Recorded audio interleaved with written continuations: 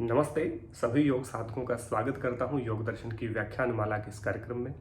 आज हम बात करेंगे कैवल्यपाद के चौथे सूत्र की, जिसमें चित्त के निर्माण का कारण बताया है कि चित्त किससे पैदा होता है, चित्त का निर्माण कहाँ से हुआ है और चित्त किस प्रकार से अपने आप को विशेष बनाने की योग्यता रखता है। तो चलिए जानते हैं सूत्र। छोटा सा सूत्र है, निर्माण चित्तानि अस्मिता मात्रात्। ये सूत्र है, माने निर्माण चित्तानि अस्मिता मात्रात्, माने विशेष उपायों के द्वारा चित्त अपने आप को विशेष प्रकार का बना लेता है, अनेक प्रकार का बना लेता है। और ये जो चित्त है ये अस्मिता से निर्मित है। अस्मिता माने अहंकार से निर्मित है। प्रकृति के जो 25 गुण होते हैं, प्रकृति ईश्वर के जो 25 गुण होते हैं, वो प्रकृति और पुरुष के जो 25 गुण होते हैं, उनमें प्रकृति के बाद जो गुण आता है वो महत आता है, माने बुद्धि का निर्माण होता है। बुद्धि से अहंकार की उत्पत्ति होती है, जिसे अस्मिता भी कहा गया है। और उसी अस्मिता से चित्त, मन और इंद्रियों, इन सब का निर्माण हुआ है। तो चित्त के निर्माण का कारण क्या है? उपादान कारण क्या है? अहंकार, माने अस्मिता। बुद्धि का भी, मन का भी, इंद्रियों का भी उपादान कारण कौन है? अहंकार ही है। जैसे मन इंद्रियों का है तो मन और चित्त का क्या है? अहंकार, यानी अस्मिता। तो अहंकार से ही ये निर्मित हैं, माने अस्मिता से ये निर्मित। अस्मिता और अहंकार एक ही चीज है। तो ये अस्मिता से निर्मित है चित्त। जो चित्त अस्मिता से निर्मित है, एक ही प्रकार से कि चित्त अस्मिता से निर्मित होता है, लेकिन जो चित्त अस्मित का उपादान कारण तो अस्मिता हो गया, लेकिन विशेष प्रकार के उपायों के द्वारा व्यक्ति अपने चित्त को विभिन्न स्तर का बना लेता है, विभिन्न स्तरों पे उसको काम करता है। अब ये विभिन्न स्तर क्या है? यहाँ पे कुछ व्यक्तियों का मानना है कि अनेक चित्तों का निर्माण कर लेता है। अनेक चित्त के निर्माण करने की क्षमता किसी में नहीं है। चित्त एक ही होता है, मन एक ही है, बुद्धि एक ही है, अहंकार एक ही है। तो विशेष प्रकार के उपाय क्या है? योग साधना करता है, क्लेशों को क्षीण कर लेता है, तो सतगुण प्रेरित हो जाता है। तो सतगुण से प्रेरित चित्त अनेक प्रकार के काम करता है। संयम करता है तो किसी के चित्त का ज्ञान हो जाता है, किसी में और जगह लगाता है तो और विशेष प्रकार की उपलब्धि उसे हो जाती है।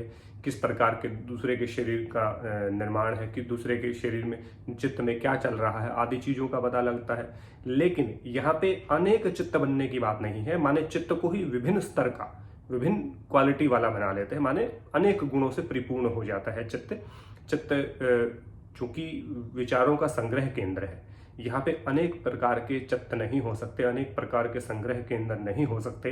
तो यहाँ चित्तानि निर्माण चित्तानि का अर्थ है विशेष प्रकार के चित्त का निर्माण करता है व्यक्ति। और वो है सत्व से प्रेरित, रज से प्रेरित, तम से प्रेरित। तो इन विभिन्न स्तरों पे जो काम करता है वो विशेष प्रकार के उपाय हैं।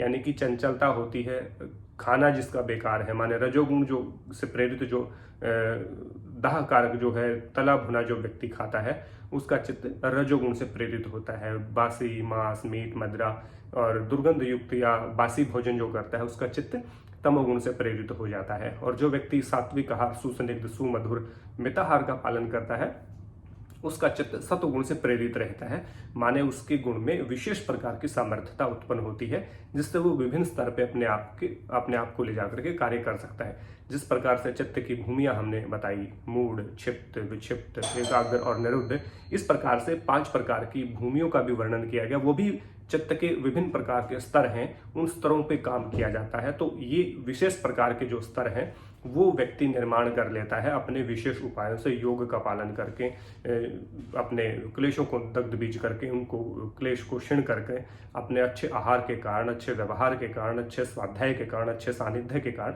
तो चित्त में विशेष योग्यता को उत्पन्न करने की बात यहाँ की गई।